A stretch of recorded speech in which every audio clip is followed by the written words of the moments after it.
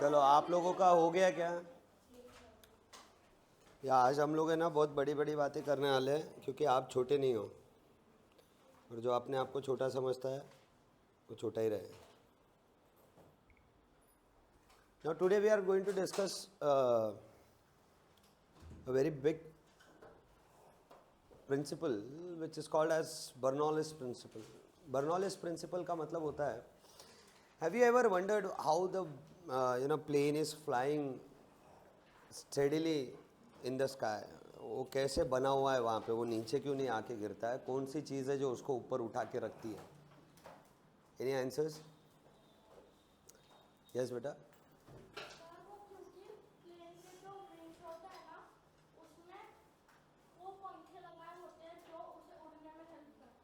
मैंने वो ठीक है ना, अभी मैं खुद को पंखा लगा लूँ तो उड़ जाऊँगा क्या? जेट विंग्स लगा लूँ, उड़ जाऊँगा क्या?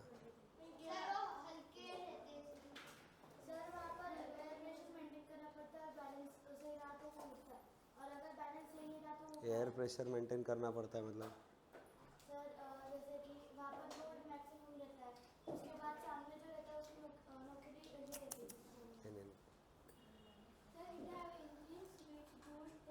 नहीं, सुनो जी, इंजन पावर बूस्ट करता है, द प्रिंसिपल ऑन विच, हाँ बेटा बोलते थे।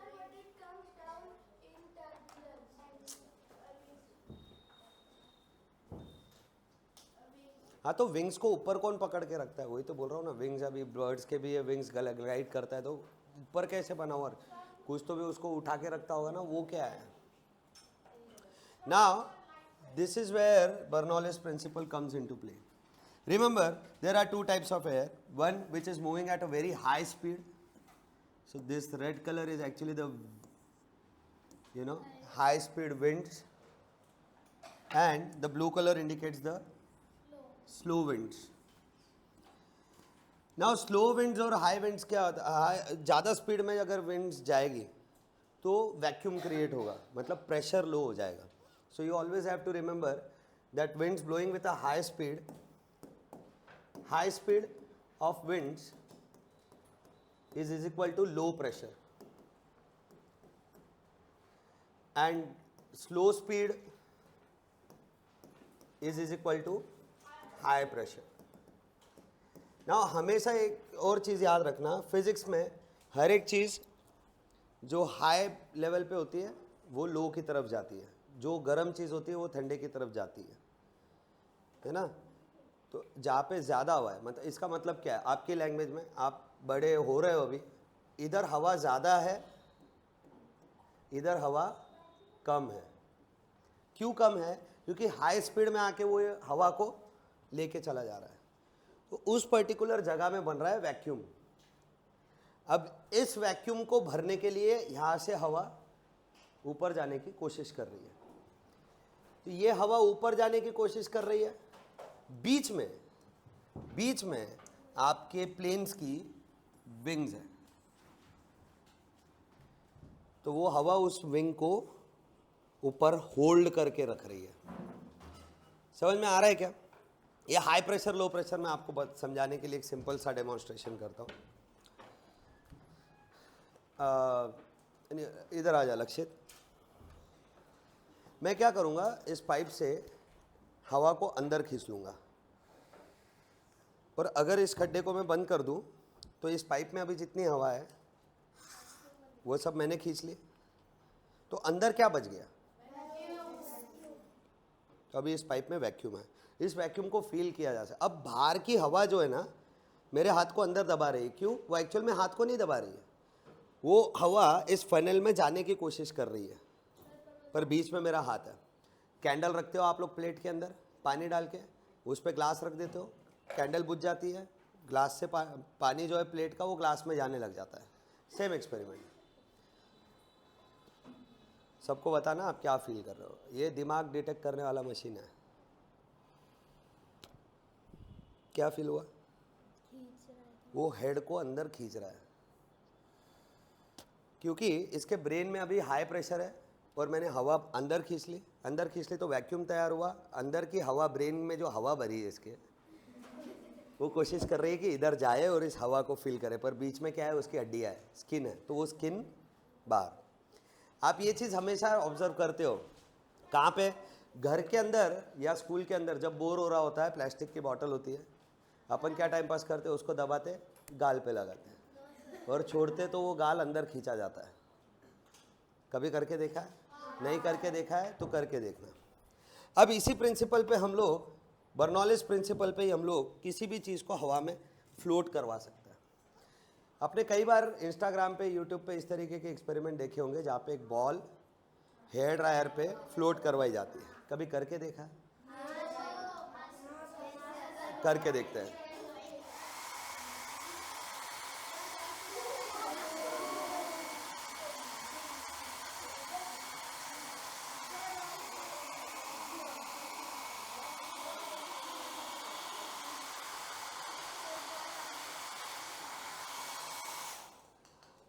क्या हो रहा है वहां पे, और बॉल की ट्रैजेक्टरी को देखना आप। बॉल एक्चुअल में घूमने लग जाता है, बट वो इससे बाहर नहीं आता। वो बताता हूँ। दिस इज हाउ आपके प्लेन का जो विंग्स है वो हवा में बना रहता है।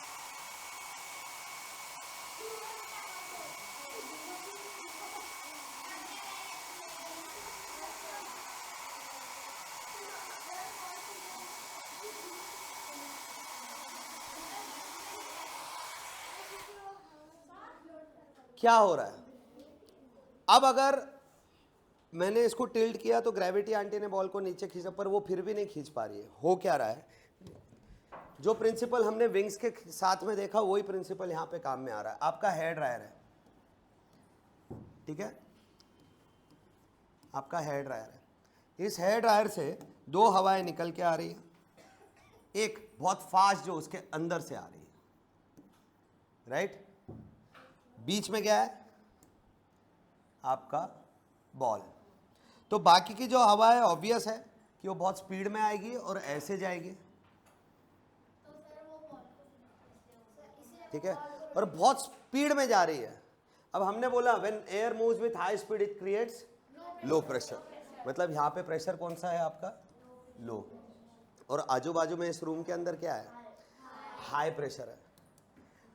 तो इस रूम के अंदर की जो हवाएं है वो कोशिश कर रही है कि वो इस लो प्रेशर की जगह को भर दे, बट बीच में कौन है, आपका बॉल। इसलिए बॉल ना तो इधर जा पा रहा है क्योंकि उधर से भी एक हवा आ रही है, ना तो इधर जा पा रहा है क्योंकि उधर से भी एक आ रही है, ना तो ऊपर जा पा रहा है क्योंकि उधर से भी हवा आ रही है, ना नीचे जा पा रहा है क्योंकि नीचे से तो आ ही रही है। तो बेचारा जाए तो जाएगा, तो वो जगह पे ही बना रहता है, वही गोल गोल गोल गोल गोल गोल घूमना चालू कर देता है। So if you have hair dryers and plastic का बॉल, तो जाओ मम्मी के हेयर ड्रायर्स ख़राब कर दो जला जला के, और इसको करके देखो। जी नहीं, हल्का रखना पड़ेगा बॉल। आप टेनिस बॉल से करना है तो उतने हेवी स्पीड से आपका हेयर ड्रायर भी चाहिए। नहीं hair dryer, vacuum cleaner, vacuum cleaner में ब्लोअर फंक्शन वाला वैक्यूम क्लीनर जो होता है वो भी बहुत स्पीड में हवा को फेंकता है बाहर। तो डिपेंड करता है, जितना बड़ा ऑब्जेक्ट होगा उतनी हवा ज़्यादा लगेगी। और इसी की वजह है कि जेट इंजन्स लगाए गए हैं ताकि स्पीड ऑफ द विंग्स ज़्यादा रहे, तो ज़ोर से हवा ऊपर से निकले और नीचे से फिर वो, आप किसी भी प्लेन की विंग को देख लेना, नीचे से फ्लैट होती है, ऊपर से कर्व होती है। Working on the Bernoulli's principle. Bernoulli's principle समझ में आया कि जहाँ से हवा तेज़ी से निकलेगी तो आजू बाजू की हवा उसकी जगह लेने के लिए आगे बढ़ेगी, and the thing will Indeed start floating.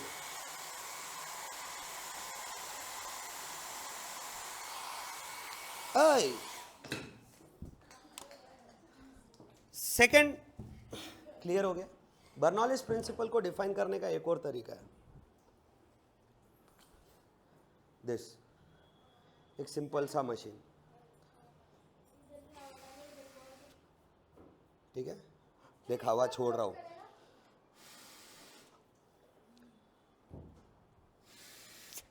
छोड़ रहा हूं, ये हवा छोड़ने का आवाज है, हवा खींचने का ऐसा होगा, छोड़ने वाला ज़्यादा स्ट्रांग है। अब जैसे आप लोगों को पता होगा, अब मैंने बॉल इसको अंदर डाल दिया, जोर से इसको फूंक मारूंगा, क्या होगा,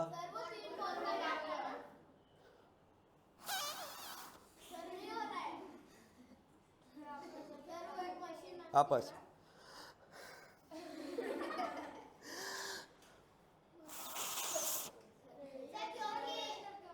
और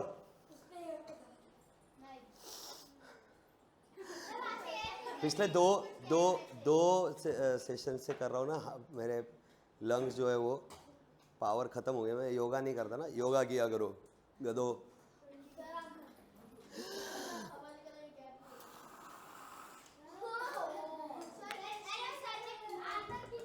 नहीं बेटा, इतने जोर से आदमी सांस अंदर लेने के बाद में और अंदर कुछ नहीं खींच सकता, इसलिए जानबूझ के मैं आवाज़ करके आपको सांस अंदर लेता हुआ सुनाई दे रहा हूँ। देखो वापस।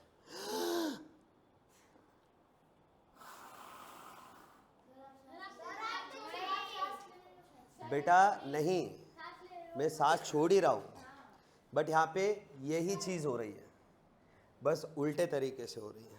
हो क्या रहा है, जब मैं इसको, अब ये फनल स्ट्रक्चर है, साइड से हवा तो जा नहीं सकती, तो हवा को रास्ता कौन सा है, ऊपर से। हवा बहुत स्पीड से पाइप से निकल रही है, इधर से गैप से बाहर भी आ रही है, ये बॉल थोड़ा बहुत हिल भी रहा है। जैसी हवा उसको पार करके बाहर निकल जा रही है, इधर वैक्यूम तैयार हो रहा है, और उस वैक्यूम को भरने के लिए बाहर की हवा अंदर आ रही है, और उस बॉल को वो जगह पे पकड़ के रख रही है। फिर से एक बार,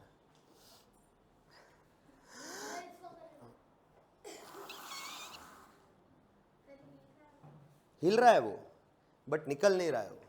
क्यों नहीं निकल पा रहा है? बर्नौलिस प्रिंसिपल, कि जब हवा बहुत तेजी से जाएगी वो वैक्यूम बनाएगी, और उस वैक्यूम को भरने के लिए आजू बाजू की हवा अंदर जाएगी, और वो अंदर की हवा इसको पकड़ के रखेगी। अब आप सोच रहे होंगे मैं हवा अंदर खींच रहा हूं, अभी खींच के दिखाता हूं। आवाज पे ध्यान दो, आवाज पे, आवाज पे ध्यान दो आप। अगर मैं हवा खींच रहा होता तो ऐसी आवाज आती है, लेकिन जब मैं हवा छोड़ रहा हूं,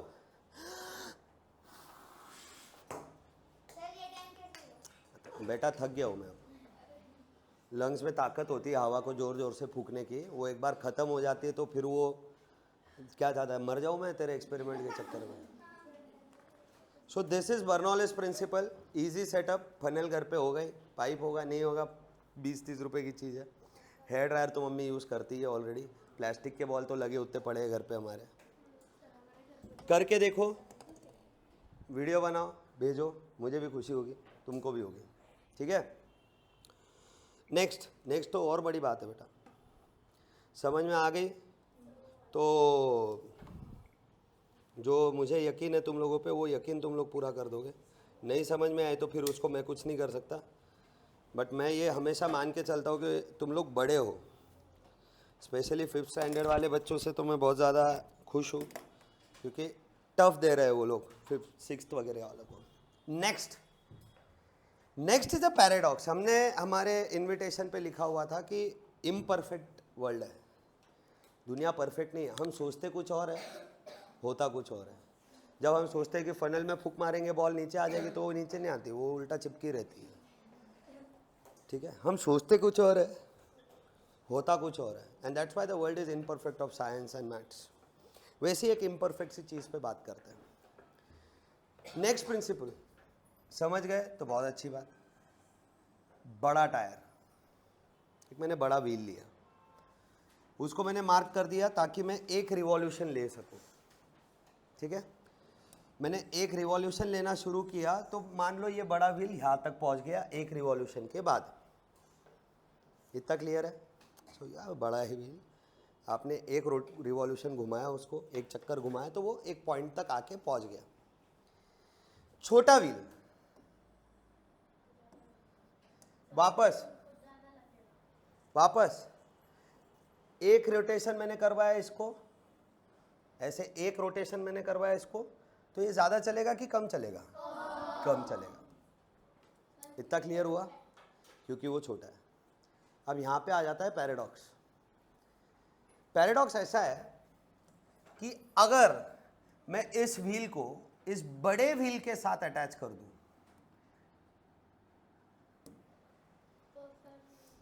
अगर मैं इस व्हील को इस बड़े व्हील के साथ अटैच करूं और फिर रोटेट करूं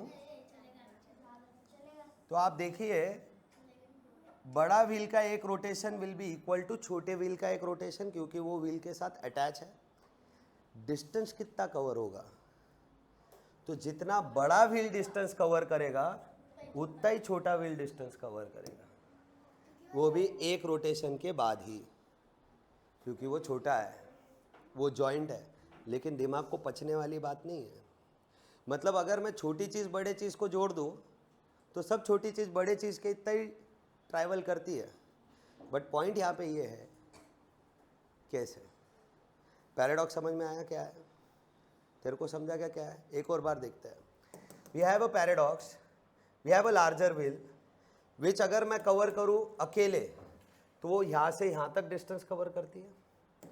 स्मॉलर व्हील वो अगर मैं कवर करूँ तो वो यहाँ से यहाँ तक की डिस्टेंस कवर करती है एक रोटेशन में। बट दोनों को अगर मैं जोड़ दूँ तो रोटेशन दोनों एक ही करेंगे। डिस्टेंस ट्रैवल से मेरा प्रॉब्लम है, डिस्टेंस दोनों सेम ट्रैवल करेंगे। चलो दोनों ने एक ही रोटेशन कंप्लीट किया एक साथ, उससे मेरा कोई लेना देना नहीं है। I don't have any objection in it. दोनों जुड़े हुए हैं तो रोटेशन तो एक ही, दोनों का रोटेशन स्पीड मैच हो जाएगा। बट डिस्टेंस भी उतना ही कवर करना।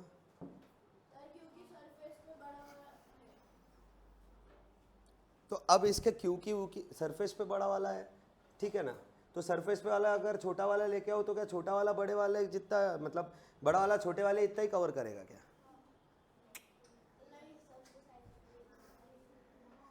इसके लिए हम लोगों ने एक नया सेटअप बनाया है। हम लोगों के पास दो व्हील्स हैं, ठीक है? एक व्हील छोटा है और दूसरा व्हील बड़ा है। सो दिस इज छोटा व्हील, दिस इज बड़ा व्हील। हम लोग पहले देखते हैं कि एक रोटेशन में ये छोटा व्हील कितना डिस्टेंस कवर करता है। Let's take one rotation of the wheel. I start from this point.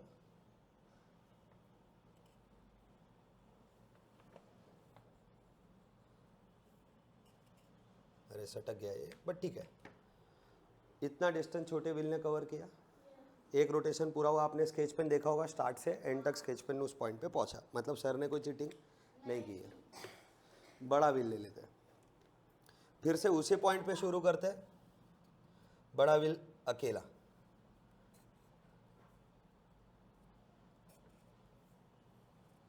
कल बारिश की वजह से मैं मेरा सेटअप परफेक्ट नहीं कर पाया, पर ठीक है। ये हो गया हमारा बड़ा व्हील। ऑब्वियस है बड़ा डिस्टेंस कवर कर रहा है, दिख रहा है? It is covering a larger span of distance.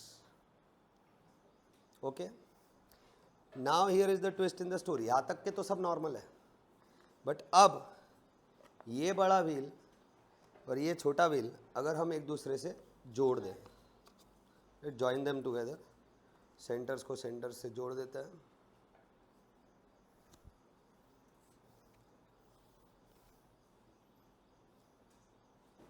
We have joined both of them together and now we move both of them together.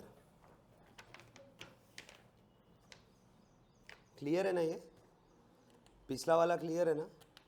इसको मिटा देते हैं हम लोग।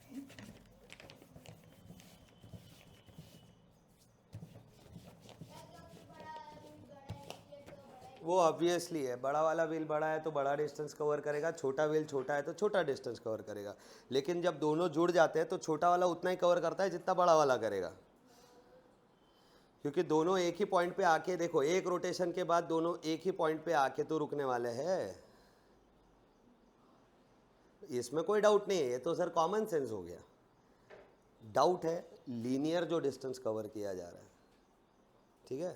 क्लियर करते हैं वापस, दोनों व्हील्स एक साथ कुछ, हाँ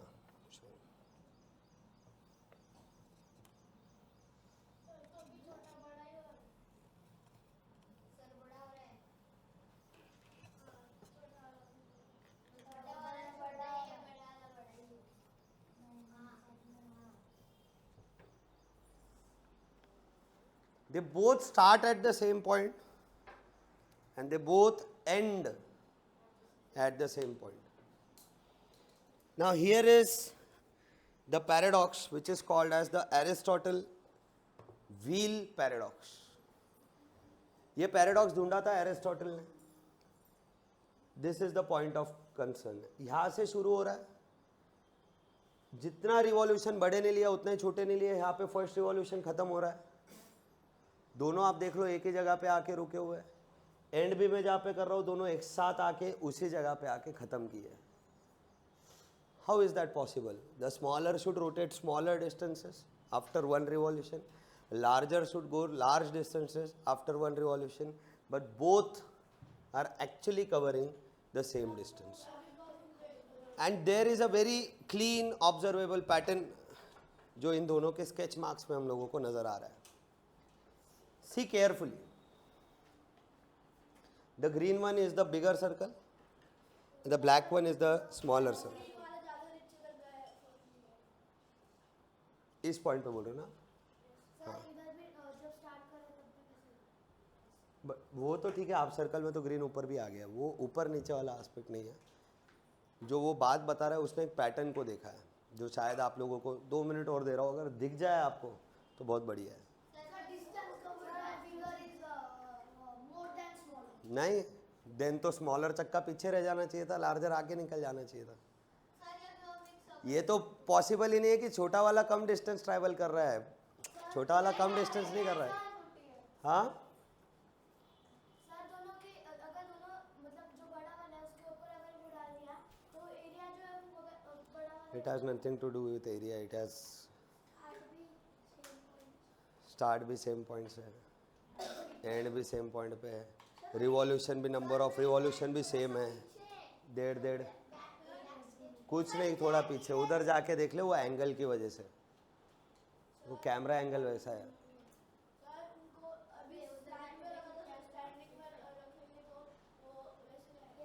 ऐसा ही पैटर्न बनेगा. तो स्टैंडिंग रख, स्लीपिंग रख, कैसा भी रख, सरफेस पे रोल कर, डिस्टेंस वैसे ही आएगा. बहुत बड़ा इशू है ये. तुम समझ रहे हो छोटा है. पूरी दुनिया पागल है इसके पीछे. ये कहाँ का एप्लीकेबल है सर? क्या पर आपका गाड़ी का tyre is attach to alloy wheel. Alloy wheel has got smaller radius. Tire has got bigger radius. But alloy wheel और टायर दोनों सेम डिस्टेंस कवर करते हैं एक रिवॉल्यूशन के बाद, क्योंकि वो वन बॉडी है.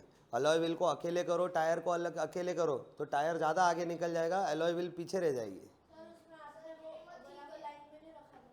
नहीं सेम लाइन में बेटा, सेम है. तू देख ले, तू खुद कर ले, वो कोई इशू नहीं. खुद बनाओ, खुद चेक कर लो. एरिस्टोटल ने किया हुआ है, मैं थोड़ी कर रहा हूँ. ये पैराडॉक्स खुद एरिस्टोटल का है, ग्रीक फिलोसोफर एंड मैथमेटिशियन. नहीं है ऑब्जर्वेबल कोई पैटर्न आपके नज़र में? मैं बताता हूँ. देखो बड़ा छोटा ही तो लिया हुआ है. टायर ही बड़ा छोटा है मेरे भाई. मैं आपको बताता हूँ. देखो we had a black and a green sketch pen, right? तो ब्लैक तो मैं यहाँ पे शो नहीं कर सकता, इसलिए उसकी जगह मैं ब्लू ले रहा हूँ. और ग्रीन तो ग्रीन ही है. ग्रीन का पैटर्न देखो,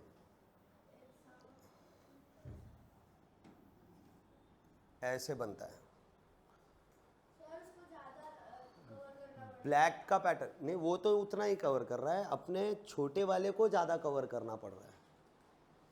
छोटा वाला ऐसे तो कम डिस्टेंस कवर करता है, बट क्योंकि उसको मैच करना है बड़े टायर से तो उसको ज़्यादा डिस्टेंस कवर करना पड़ रहा है. अगर यही देखो मैं मेरे पहले पॉइंट को सुन लो. अगर आपको उसमें डाउट रहता है तो फिर अपन आगे बात करते हैं. तो सर छोटे वाले का भी तो ऐसा ही बनना चाहिए ना, बट इधर गैप गिर रहा है. ये गैप का क्या करूं? तो अब आप पैटर्न को ठीक से देखो. रेड ले रहा हूं मैं अब कलर. होना ये चाहिए था बट हुआ ये नहीं है, हुआ ये है.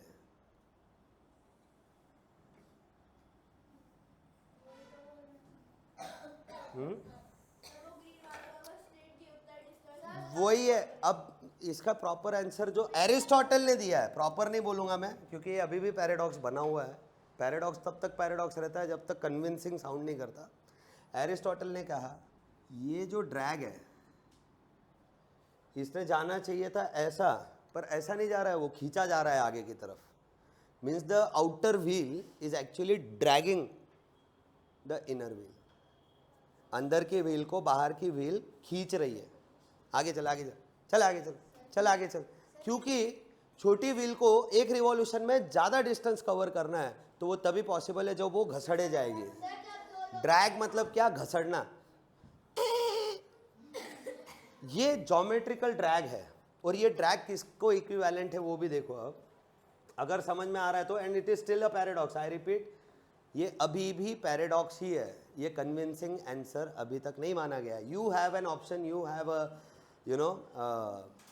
एक opening here in the field of geometry कि उसको आप ढूंढ के कोई एक और सॉलिड एविडेंस दे पाओ. तो ये ड्रैग उतना ही होता है. अगर हम लोग पहला डिस्टेंस बोले इसने इतना कवर किया था और नॉर्मल डिस्टेंस ब्लैक ने इतना कवर किया था, इन दोनों में जो गैप होता है ना बेटा, इतना सपोज इन दोनों में गैप है, अबे हटना, इतना सपोज इन दोनों में गैप है, तो उतना ही ये ड्रैग होता है. ये ड्रैग भी एक्चुअली इक्विवेलेंट उसको ही होता है. इन शॉर्ट, दोनों के डिस्टेंस कवर्ड में जितना फर्क आता है उतना ही ये ड्रैग का फर्क होता है. डिस्टेंस कवर्ड में कितना फर्क था? तो सर इतना फर्क था. तो ये ड्रैग भी उतना ही होता है, क्योंकि उसको उतना डिस्टेंस ज़्यादा कवर करना है. ऐसे नॉर्मली तो बेचारा छोटा टायर इतना ही डिस्टेंस कवर करता था, बड़ा टायर इतना कर रहा था, दोनों में डिफरेंस इतने का है, तो इतना डिस्टेंस छोटा टायर घसीटा जाता है. ये खुद एरिस्टोटल ने बोला है, but still it is a paradox. अगर आपको ढूंढना है, समझना है, आप इंटरनेट पे सर्च कर सकते हो एरिस्टोटल व्हील, या फिर एरिस्टोटल स्पेलिंग याद नहीं रहती, आप सीधे डालो व्हील पैराडॉक्स. ये एक फील्ड ऑफ रिसर्च है. अगर कोई कन्विंसिंग आंसर आपने दे दिया, आप करोड़पति हो. वहाँ से नेम मिलेगा, फेम मिलेगा, सब मिलेगा. वो करोड़ में से 2, 15, 20, 25 लाख मेरे को दे देना, बाकी आप रख लो, मुझे नहीं चाहिए. हाँ, सर वहाँ पर जो उनकी स्पीड है वो स्पीड मैच करने के लिए उसको ड्रैग करना पड़ रहा, वरना अगर वो उस पॉइंट पे रुकता तो वो जो है ना मैच नहीं होता. सर उसमें कवर किया हुआ ये क्या है ना, आप जगह पे उस व्हील को घुमाओगे तो कॉन्सेंट्रिक सर्कल बन जाएंगे.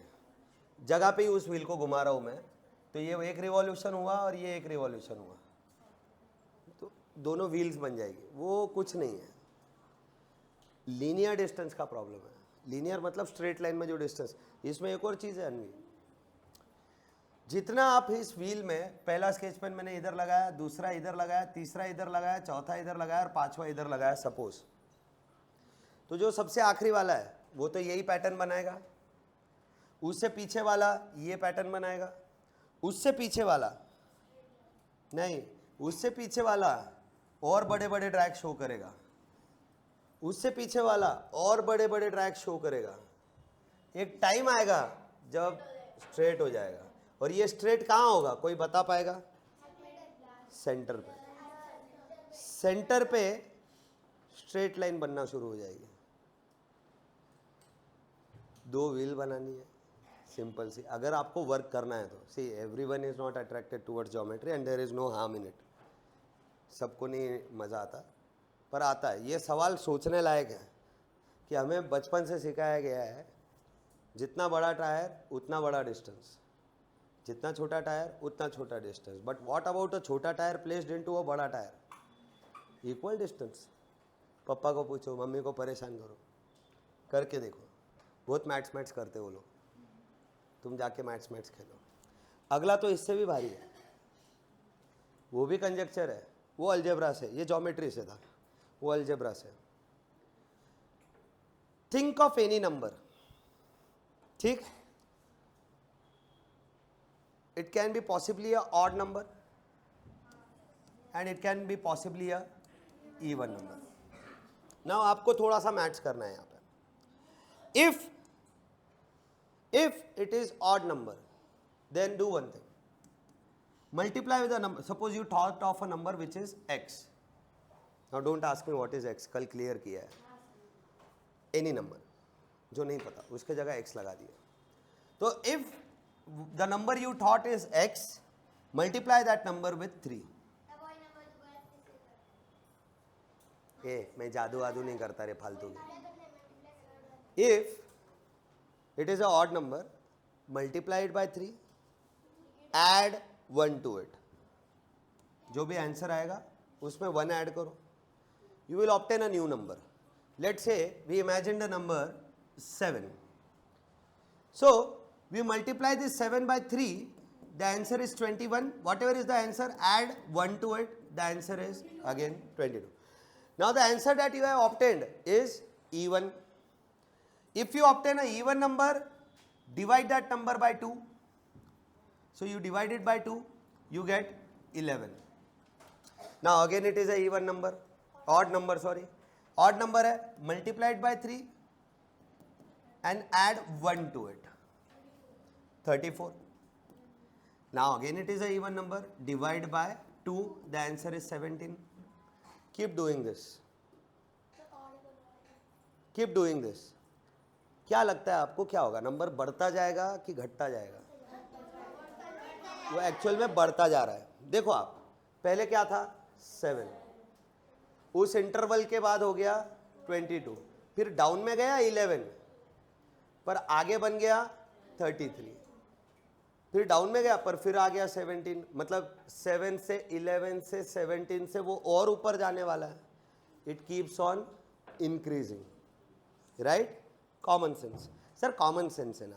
आप ऑड नंबर को 3 से मल्टीप्लाई कर रहे हो, इवन नंबर को 2 से डिवाइड कर रहे हो. मल्टीप्लिकेशन की ताकत ज्यादा है क्योंकि 3 से मल्टीप्लाई हो रहा है, और उस पे आइसिंग टू द केक +1 भी कर रहे हो सर आप. मतलब ऑड नंबर को 3 गुना प्रॉपर्टी प्लस एक बंगला दे रहे हो, और इवन नंबर को आप बस 2 रुपए दे रहे हो. तो ऑब्वियस है, नेचुरल मैथमेटिकल कंसेंसस हमको क्या बोलते हैं? The number will keep on increasing. Clear हो गया? सिंपल है. 3 से ऑड नंबर 3 से मल्टीप्लाई, इवन 2 से डिवाइड, तो नंबर आगे बढ़ते चले जाएंगे, बढ़ते चले जाएंगे. 7 का 11 हुआ, 11 का 17 हुआ, अब 17 3 जा 51, 51 प्लस 1 52, 52 डिवाइडेड बाय 2 26. देखो हर लेवल पे नंबर बढ़ते जा रहा है, ठीक? बट होता इसका उल्टा है. हमको लगता है कि the number will keep on increasing. It is true, but at after some time it will fall down to 1. Don't believe, कोई भी नंबर ले लो, and if you don't believe me then thank you, क्योंकि ऐसे बच्चे मुझे पसंद है. बोल रहे कोई भी गैप ले ले तू, अभी सब दिमाग बाद में लगाइयो, पहले पूरा कंजक्चर समझ ले. This is the conjecture, this is the conjecture. Ekansh, if you want to work you can. पिछले 5 सालों से कई बच्चे वर्क कर रहे हैं, पिछले 20 सालों से पूरी दुनिया वर्क कर रही है. It is Collatz conjecture. ये कोलाट्स ने कहा कि ऑड नंबर को मल्टीप्लाई बाय 3 + 1 करो, and if it is even divide by 2, and ultimately you will end up the number into a cycle of 4 to 1, 4 to 1. This can be seen over here, 4 to 1, 4 to 1, 4 to 1, 4 to 1, 4 to 1. ये number है, शुरुआत में ऐसे शुरू हुआ, बड़ा बड़ा बड़ा बड़ा बड़ा, धड़ धड़ धड़ धड़ धड़ धड़ धड़, 4 to 1, 4 to 1, 4 to 1 पे आके एंड हो गया. इन शॉर्ट, डिवीजन ये ज़्यादा डोमिनेट कर रहा है. लेकिन माइंड को क्या लग रहा था? 3 से मल्टीप्लाई हो रहा है सर, तो नंबर बढ़ते जाना चाहिए, बट उल्टा हो रहा है, डिवाइड ज़्यादा हो रहा है. This is the conjecture. You have to find out the answer to it. I'll show you what exactly is there on the screen पूरा. नंबर है 47, वो बढ़ता गया बढ़ता गया बढ़ता गया बढ़ता गया, 9232 तक गया. वहां से फिर धड़ धड़ धड़ धड़ धड़ गिर के 4 to 1 पे आके खत्म हो गया. कितने इंक्रीमेंट लगे? पहला नंबर 47 था, 71st टाइम जब ये हमने अभी हमने 4 बार किया, वैसे ही जब आप 71st टाइम करोगे यू विल रीच टू 9232. उसके बाद वो गिरना शुरू होगा। 30 टाइम्स आप और ऑपरेट करोगे, यू विल फाइंड दैट 4 आ गया। 4 आने के बाद वो 105 पे 1 पे आके एंड हो जाता है। क्यों 4 इतना इंपॉर्टेंट है? 4 is even number, divide by 2 2, 2 is even number, divide by 2 1, 1 is multiply by 3 plus 1 4, even number, divide by 2 divide by 2 multiply by 3 3 plus 1 divide by 2 4 2 1 4 2 1 4 2 1। So once वो सारे नंबर ऑपरेट होने के बाद एक बार 4 पे पहुंच गए, वहाँ से फिर वो ख़त्म हो गया। अब देखो बेटा, ये जो है मैंने एक बना के रखा हुआ है, ये मैंने बहुत सारे बच्चों को दिया हुआ है, बहुत सारे वर्क कर रहे हैं, 5 सालों से कर रहे हैं। यहाँ पे एक सिस्टम है, आपको अगर नंबर बदल के चेक करना है तो मैथ्स में आप नोटबुक में करके देखोगे, टाइम पास होगा। ये जो मैंने बनाया इसमें सिर्फ डिलीट दबाओ, नंबर बदल गया। नंबर अब हो गया देखो आपका कितना, 16, जो कि हाईएस्ट नंबर है। उसके बाद वो धीरे धीरे धीरे धीरे नीचे गिर जाता है। वापस डिलीट दबाओ, नंबर बदल गया, 44 रोज टू 52, फिर 421 में आके एंड हो गया।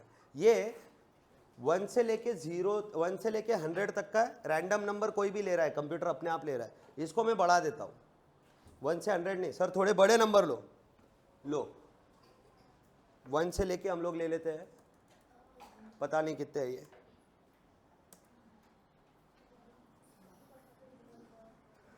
Now the new number that the computer is operating over here, जो कि आपसे मैथमेटिकली पॉसिबल नहीं है बेटा, क्योंकि आप छोटे ऊपर बड़े हो दिमाग से।